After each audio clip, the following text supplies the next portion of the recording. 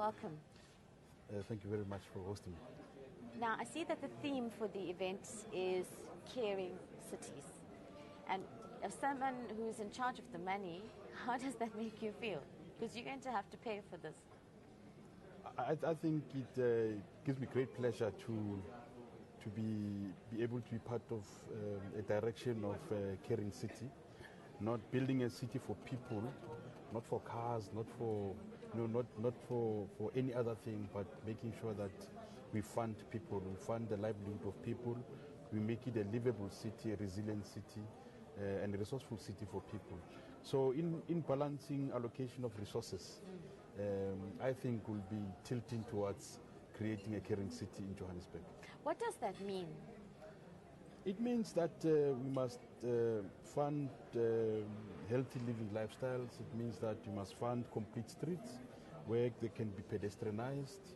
We must fund walkways, we must fund cycling lanes, but we must ensure that there's social amenities, there's access for our own children to realize their potential in swimming and all other sporting activities, dance and all that.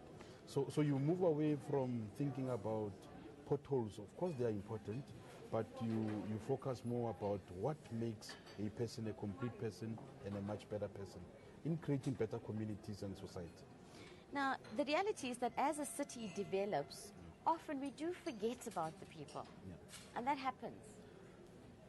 Yes, and our premise in Johannesburg through our GDS 2040 is that we have accepted that we are a cosmopolitan city and we are attracting migrants from all over South Africa, across our borders and throughout the world.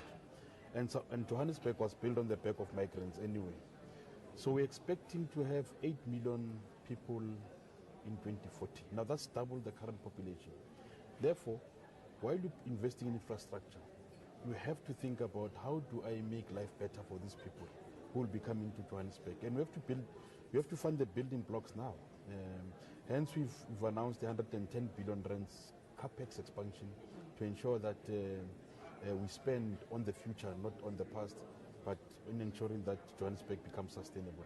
People are coming to Johannesburg, they continue coming here, and we have to look after them. The reality, though, is that while they're all really great ideas, we need to perhaps look at how we're collecting revenue at this point. That is an issue for most cities. True. We're expecting to fund about 60% from our own funds, which is a mixture of the surpluses we make from the sale of electricity, water, and rates, together with long-term sustainable funding, which is loans, and other sorts of funding from the private sector. So therefore, the partnership with our communities and customers in ensuring that they pay for their services on time will ensure that we do build a caring city, we build a great city called Johannesburg. Otherwise, we're going to decay, and everyone will be moaning that the city is not being looked after, meanwhile no one is paying.